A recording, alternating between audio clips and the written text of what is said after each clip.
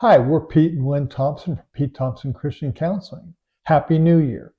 And for all those starting their New Year's resolutions, if you're still able to maintain them, we'd like to talk with you about an idea that has blessed our marriage for over 31 years. We call it Miracle Book.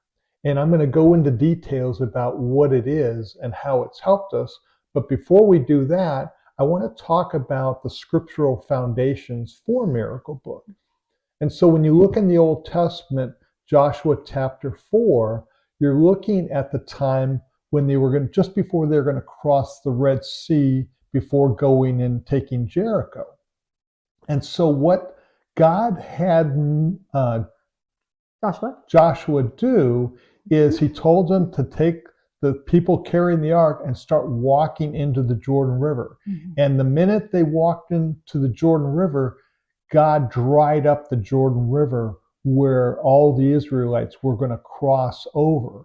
And after the miracle of drying up the river, which the ground was actually dry that they walked on, where 5 minutes before it was a river.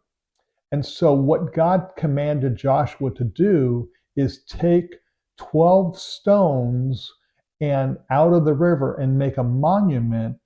And what God asked Joshua to do is to teach all future generations of Israelites what God had done at that place. And so those memorial stones are the basis of what Miracle Book was set on. And how we designed it is the idea that things that God has done in that year, we spend all year kind of writing miracles, what God has done, prayer requests, we put it all in there. And then at the end of the year, we look at what God has done, what he's answered, what we're still waiting on him doing. But what it is, it's designed to be a reminder of what God has done in our lives. And the goal of being able to look at that and remember what God has done.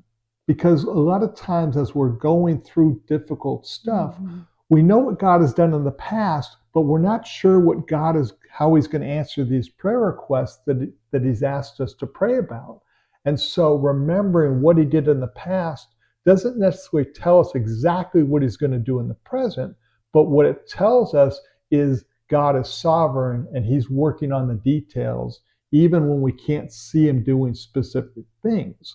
And so that is the thing that gives our faith a shot in the arm, because we have strong faith when God calls us to pray about something and ask for something, and we have really strong faith when we see God do what he's planning to do. But this is for in the middle, when our faith is being challenged, when we're still waiting for God to move in the way that he said he would, but he hasn't finished everything yet. And this is to give us strength to keep waiting on God for him to do what he wants to do. And at the end, it's just another thing that's part of our testimony of God working. And I love this because the Miracle Book kind of speaks to the faithfulness of God year after year after year. I think of the time that we had actually were looking for a place to move. And so our prayer was, Lord, we're looking for a place to rent while we get a new house. And we were basically homeless. And so we were looking for where are we going to rent? Where are we going to be able to live? And that was one of the prayer requests that we had written down. Sure enough, when we were driving around, we actually saw a sign on a fence randomly that said for rent, and called this person, and they said, oh yeah, you're the 10th person who is signing up you're welcome to come to the open house and everybody's going to fill out applications. And I said, okay. And I shared with her a little bit of our story, and she said, wait, I know you. And lo and behold, it actually was a coworker of Pete's.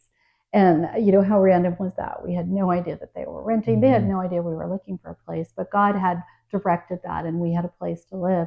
There are so many miracles in here that we have written down over the years just to see the faithfulness of the hand of God in all of the details in our life. Some of the miracles are small and little, some of them are bigger, But what we do is we write them down throughout the year. We write down the prayer requests, we write down the miracles. Then on New Year's Eve, the 31st of December, we sit down and we make a special dessert and we read the year previous. And sometimes we even go back to years before just to see the faithfulness of God. And we light the candle and we say, we turn on all the lights and we say, Happy New Year. And we blow the candle out. We're in darkness and we flip on the lights. And it's a new year and a new time to be able to write down about the faithfulness of God. So kind of a little family tradition from the Thompson household on something that we've done, my goodness, since 1993. Yeah, is when we got the book from a dear friend. And we have been keeping track of things to be able to marvel at how God is so faithful. And it does, like Pete is saying, it helps you through the hard times when you're like, I don't know if God's going to come through on this. Well, when you have a book that's full of all the times he's come through and never let you down, and even the hard times, how he's given you strength to endure during those trials, and you're able to record that. It's a shot in the arm, like you said. It's an encouragement to be able to move you forward into the faithfulness of God. And this allows you to pass on these stories to the next generation and the generation after. So, someday we will be grandparents.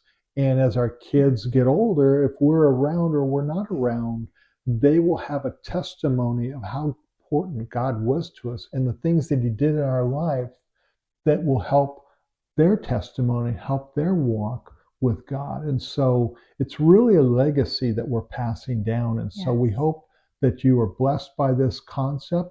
We hope that you can maybe try that this year and see what it does for your family going forward as you walk with God.